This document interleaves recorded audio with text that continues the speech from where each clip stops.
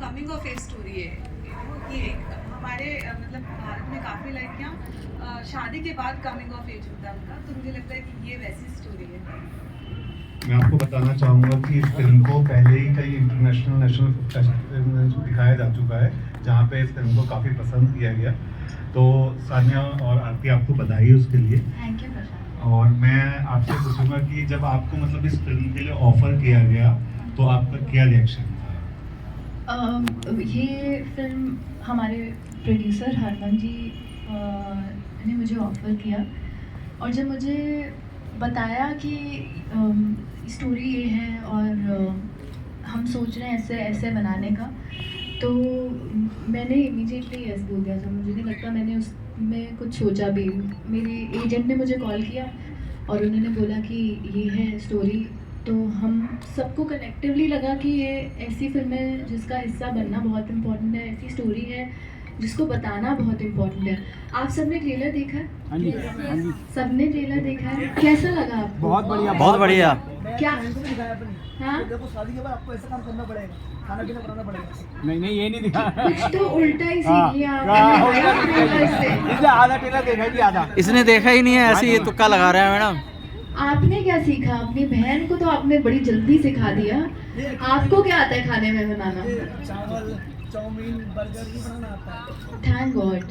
ठीक है, पर आपकी बहन को ना आए तो कोई बात नहीं यार, ऐसा इसमें आपने जरूरी दिखाया नहीं है, होता। इसमें आपने दिखाया है जैसे जो एक लेडीज है वो अपने घर गृहस्थी के सारे काम करके उसके बाद उसे जीने का अवसर दो, उसे सही तरह से अपने सपने पूरे करने का वो दो मौका दिया जाए उनको। थैंक आपने यू ये सो बताया। मच। आप इनको ना ये जब इवेंट खत्म हो जाए तो उनको बता देना क्योंकि मुझे नहीं लगता उनको थोड़ा समझ आ पा रहा है।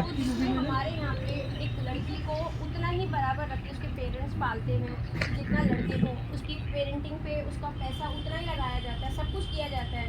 But when it comes to reality कि जब वो लड़की के पेरेंट्स उसको उसके ड्रीम होम जो उसके पार्टनर के साथ जोड़ते हैं और उम्मीद करते हैं कि वो एक अच्छी लाइफ अपने पार्टनर के साथ जिएगी, और वो लाइफ से अलग उसको लाइफ मिलती है जहाँ पे उसको अपनी आइडेंटिटी को खो के और अपनी पूरी फैमिली की जिम्मेदारी अगले दिन से ही, चलो अभी तुम्हारा घर है और शुरू हो जाओ, जिम्मेदारियों का पहाड़ तुम पे ही दिया जाता है। लाइक ड्यूटीज़ को रिस्पॉन्सिबल पार्ट पे डिवाइड नहीं किया जाता आज भी। अगर आज भी हम अपने घर में जाएंगे तो मुझसे ही एक्सपेक्ट किया जाएगा, इनसे एक्सपेक्ट किया जाएगा, इनसे किया जाएगा, बट इन्हें नहीं कहा जाएगा कि आप क्यों नहीं कर रहे, या आप पानी क्यों नहीं लेकर आ रहे मेहमानों के लिए? वो थक के आप थक के आ रहे हो तो मतलब थकान मेरी भी इक्वल है, बट इनकी भी इक्वल थोड़ी ज़्यादा प्रिविलेज होगी क्योंकि ये जेंट्स है।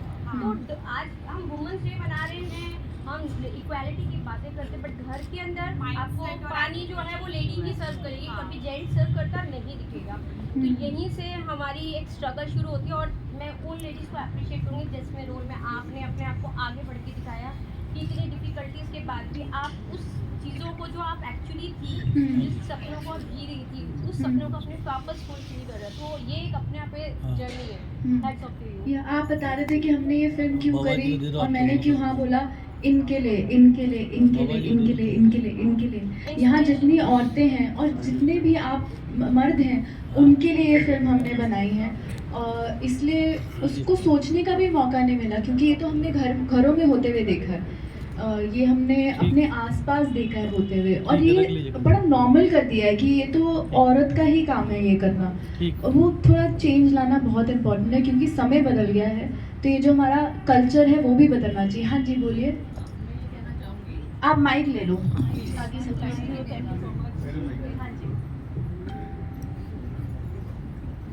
यहाँ मैं ये कहना चाहूँगी कि जो आप बात कह रहे हैं, हमारे सन इन लॉ जब हम लोग देखने के लिए गए थे, उनको मिलने गए थे, ब्रदर लव मैरिज थी बेटी की, पर जब हम वहाँ पे मिलने गए उनसे तो वही चाय लेके आए थे हमारे लिए, जैसे कि दिखाते हैं कि लड़कियाँ लेके आती हैं, इसी तरह हमारे लिए वो चाय लेके आए थे। ही is very jolly kind of person, तो वो लेके आए तो सबको इतना अच्छा लगा करके कि उनके माइंड में ऐसा कुछ भी नहीं है कि मैं क्यों लेके जाऊँ, कि लड़की वाले आए हैं, मैं ये सोचूं कि वहाँ पे उनको मतलब मैं क्यों ऐसा सर्व करूँ, अपने आप को ज़्यादा अच्छा दिखाऊं, ऊपर दिखाऊं या क्या। तो वो मतलब एक ऐसा मन में एक फीलिंग आ गई उनके लिए कि कोई उनके मतलब ही is very down to earth.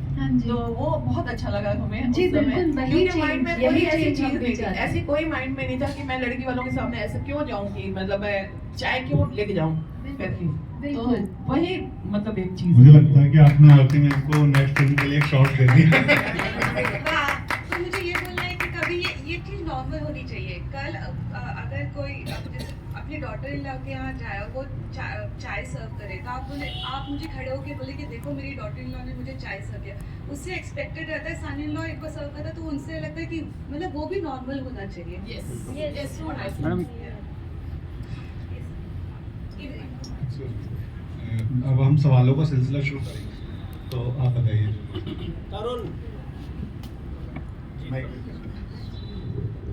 Hello ma'am, हाँ जी, फर्स्ट ऑफ ऑल बहुत ही कन्विंसिंग ट्रेलर है एंड स्पेशली आपकी और कमलजीत सिंह सर की एक्टिंग बहुत अच्छी लगी है, Thank you. Natural perform. Thank you तो सो मच। मेरा सवाल है कि जैसे अभी आपने इतने वैरायटी के किरदार किए हैं बट आप फर्स्ट टाइम एक हाउसवाइफ का किरदार निभा रही हैं, तो इसके लिए क्या आपने कुछ स्पेशल प्रिपरेशन किया, किस तरह से इस किरदार के लिए खुद को प्रिपेयर किया? जैसे मैंने अभी पहले बताया कि मेरे कैरेक्टर का नाम रिचा है। मैंने चा कहीं ना कहीं अपने घर में मेरी मम्मा में देखी है, अपने दोस्तों में देखी है, अपने आसपास की औरतों में देखा है। इसकी प्रेप के लिए पहले तो आरती और उन्होंने बहुत 1 साल तक इस स्क्रिप्ट पे काम किया, अपने खुद के पर्सनल लाइफ एक्सपीरियंसेस से स्क्रिप्ट में ऐड किया और हमने बहुत सारी औरतों के इंटरव्यूज़ लिए जिन्होंने कहीं ना कहीं ये स्ट्रगल्स देखे हैं अपने लाइफ में और ये चैलेंजेस फेस किए हैं। मेरी एक बहुत ही क्लोज फ्रेंड है जिन्होंने ये बड़ी सिमिलर चैलेंजेस अपने लाइफ में फेस किए हैं। उनके साथ हमने बैठ के बहुत देर तक बातचीत करी और वो एक्सपीरियंसेस हम वो स्क्रिप्ट और उस कैरेक्टर में लाए और कोशिश यही करी कि उसको जितना हो सके उतना पर्सनल बनाएं कि अगर आप आज ये ट्रेलर देख रहे हैं तो आप अपने आप में दिवाकर में अपने आप को देखें और कोई औरत अगर मूवी देख रही है तो वो अपने आप को उस कैरेक्टर में देखे और रिलेट कर पाए। तो यही था प्रेप करने के दौरान। और मैं लिखती हूँ जब भी मैं किसी कैरेक्टर के लिए प्रेप कर रही होती हूँ तो मैं उनकी बैक स्टोरी लिखती हूँ। बैक स्टोरी में आता है कि उनका बचपन कैसा गुजरा होगा, उनके माँ बाप के साथ उनका रिलेशनशिप क्या होगा। तो ये सब मुझे लिखना बहुत पसंद है और फिर मैं वो सब लिख के आरती के साथ डिस्कस करती थी कि आरती ये कि उनके बचपन में हुआ होगा इसलिए वो आज ये सिचुएशन में है या वो इस चीज़ सिचुएशन को ऐसे हैंडल करती हैं। Awesome था।